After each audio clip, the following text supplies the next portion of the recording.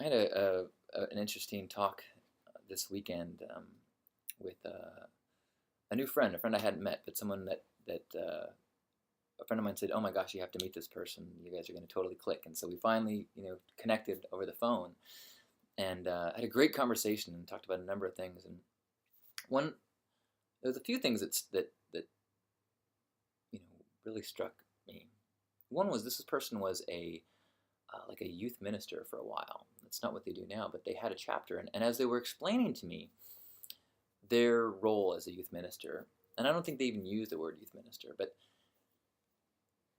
it was, I found this like, I was like, I totally get this. I totally get what you're talking about. And he was talking about how so many, he basically was pulling things from church teachings, Jesus teachings about connection and love and forgiveness and peace and all the things that I think we talk about in Hug Nation and the things that resonate with human beings that are seeking their highest selves and their most loving selves. And he was talking about how it became less and less about a church and more about community, more and more about a place where people could support one another as we were on these personal journeys. And I was like, oh my gosh, like I went through a period where to me that thing was Burning Man. Burning Man was the place that I found a community that supported me to be me and didn't try to encourage me to be one way or the other or didn't label or judge. It's just like if it's if that's coming from your true self, well then it's awesome.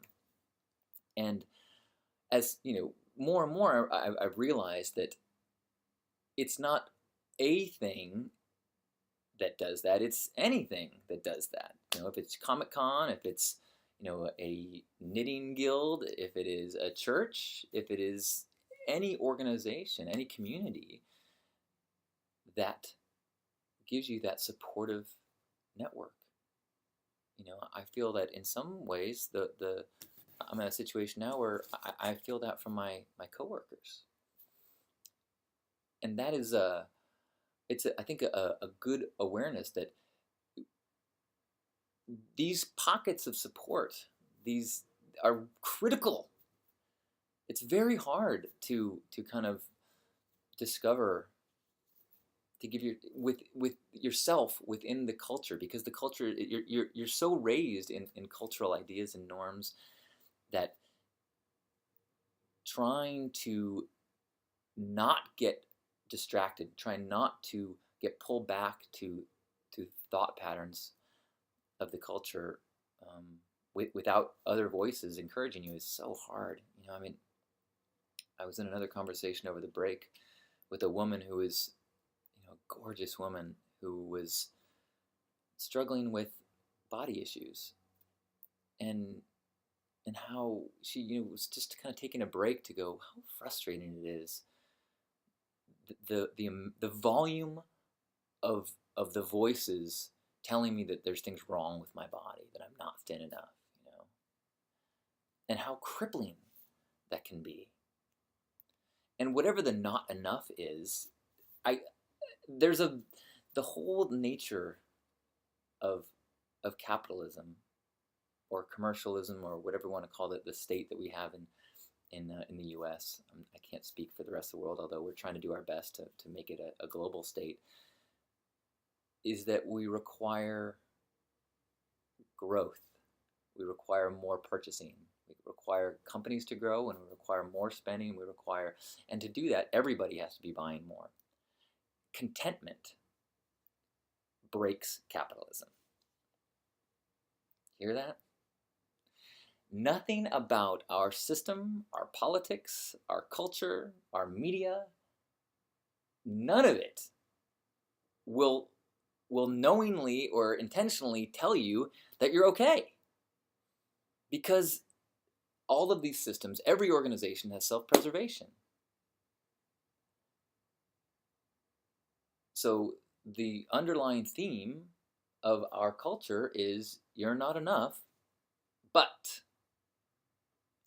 you can get close to being enough if you buy this, if you do this, if you subscribe to this, if you vote for this, etc. And it's so much a part of our culture that we just accept it. And we get excited and we feel the joy, the little tastes of pleasure, not joy really, but pleasure that we get when we get the new stuff. When our guy wins an election, when our guy, yeah, home team, go blue. When we, look in the mirror and look a certain way as opposed to feel a certain way. And there's just that we're so used to the idea that we're broken and need to be fixed that we spend almost no energy focusing on what's perfect, what's good, what is perfect in the now. I really think that we are on the precipice of a spiritual collapse, if it's not already happened. Maybe that's crazy to think that we're not already in it, because of the lack of stillness. Not only do we have these cultural voices saying, you're not good enough, you need this, you need this, you need this, you need this, you need this, you need this, you need this, when are you going to do this? But we also have no time to sit and think, or just sit in the question, or be still, better yet with practice, not think, be still, and allow the non-thinking feelings, gut instincts, intuition to come out.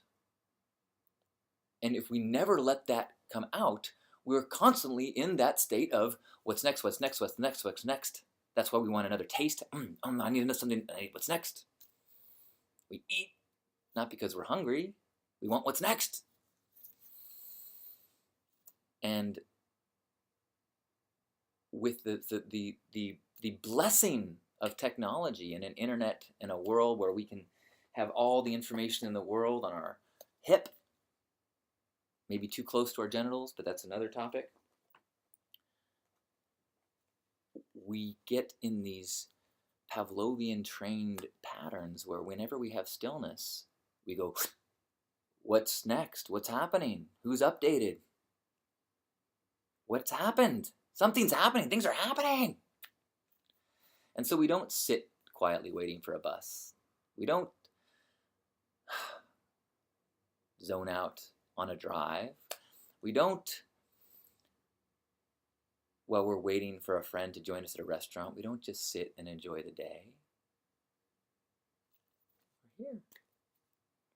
And this recalibration, this resetting, this balancing aspect that's been part of humans. I mean, imagine what life was like, 200 years ago.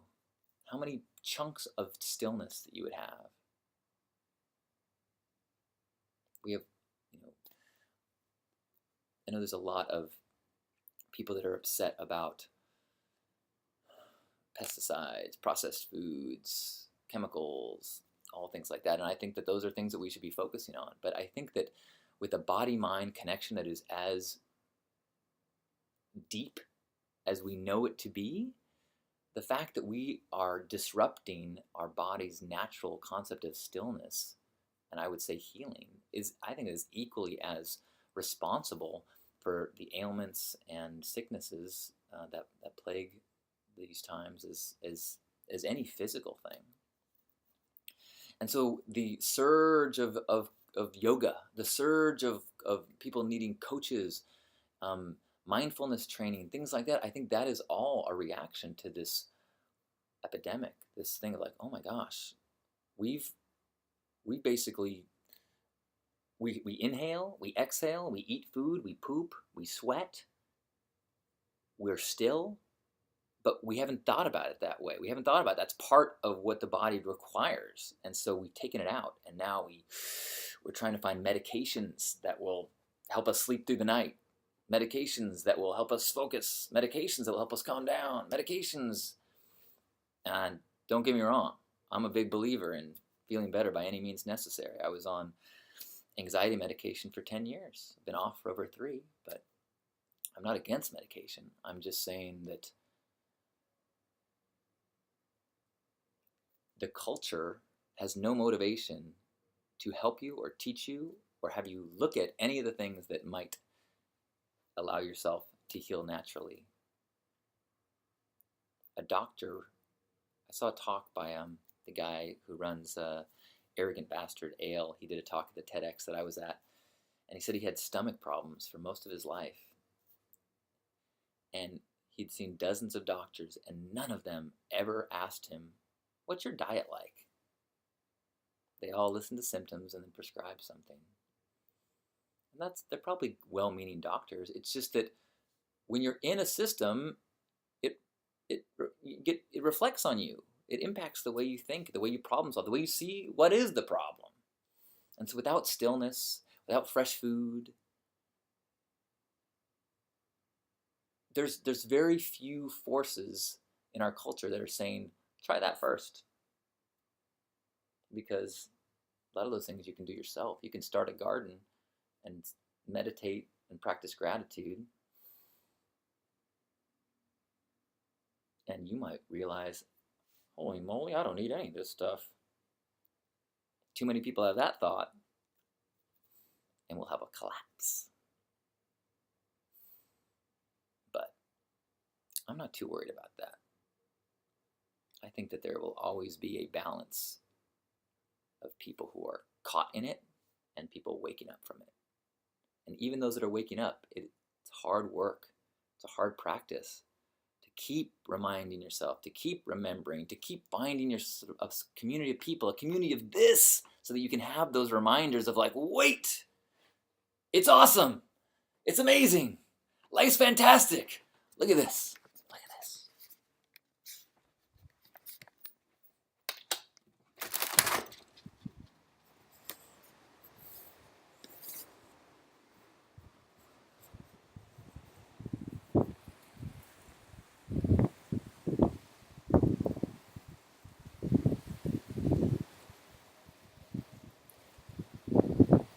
Now, don't get me wrong. It takes resources to rent this place.